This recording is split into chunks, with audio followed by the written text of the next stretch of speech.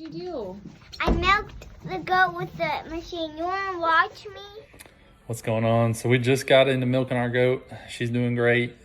But just for the ease of it, and also for my wife, whenever I'm not there to help out or do it myself, I thought it'd be cool to do a kind of a tutorial or a DIY on how to make a milker.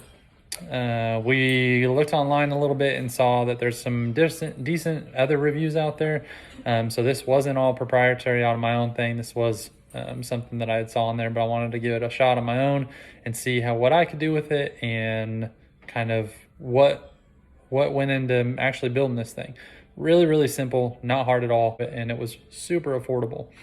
What I did do is I went to Harbor Freight and I picked up a brake bleeder vacuum kit. This is what the brake bleeder itself looks like. You can monitor your PSI levels, and it has a quick release, which is actually really good function, because if you get too much pressure built up, or you feel like your goat's uncomfortable, or for some reason you want to alleviate pressure, this is a real easy way to do it. You just push up that nozzle there, it will bleed out the air, and then you can move your actual pump around without causing any injury to your goat.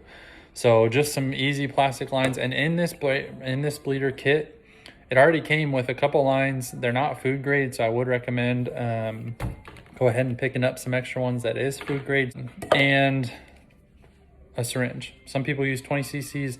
I went ahead and just got a 60 cc because that way the milk can build up in here and not get into my tubes or anything as it continues to filter out into the jar. So all you really need, like I said, is this vacuum kit here, some extra line if you wish. I used a quarter inch drill bit.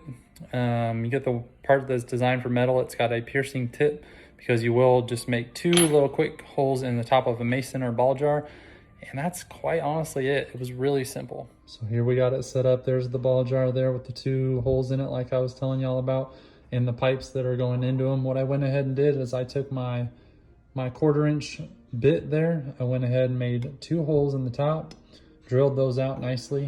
What you could do is I did cut these piping at an angle on the tip of it, just to make it easier to thread through. You don't want to be pulling too hard or anything on your top, because then it may bend this top component here, and that's what's going to provide your seal.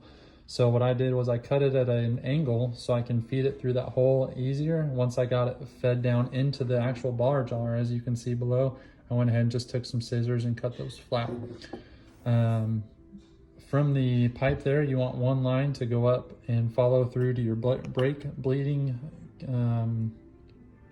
actual pump here, and so that's where this one is going to terminate, and the other side is where you're going to actually hook up to the teat and the udder. So once you get that thread through, you'll go ahead and come through, and this bleeding kit actually came with some fittings. So what I did is I took my quarter inch drill bit again, I drilled out the bottom of this 60 cc syringe, and just went ahead and put one of the already provided pieces in that kit into the syringe tube and connected it from there. So then, just to give you guys a quick demonstration, so when you put this part up around the teat, will go through here, and this will actually seal onto the udder there. So if you use that, you can start building up the pressure there. You can watch this gauge. You know, you'll have to build up some initial pressure, so you can do that fairly quickly, and then you'll start to feel, so I can actually feel it starting to pull here on my palm, because now what's happened is the ball jar is actually filled with pressure and actually created the vacuum. So it'll hold there, and then I can push on here to increase pressure.